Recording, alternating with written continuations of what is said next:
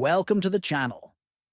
In today's video, I'll show you step-by-step how to create a challenge link on the chess.com app using an Android phone, whether you're trying to challenge a friend or invite someone new to a game. This method is fast, easy, and works every time. First, open the chess.com app on your phone.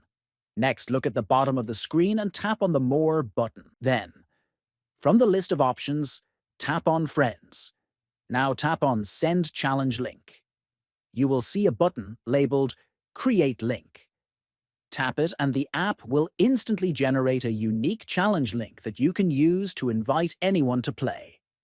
Finally, tap Copy Link to copy it to your clipboard.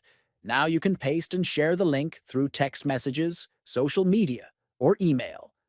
Anyone who receives the link can click it to join your challenge instantly, even if they are not on your friends list. That's all you need to do.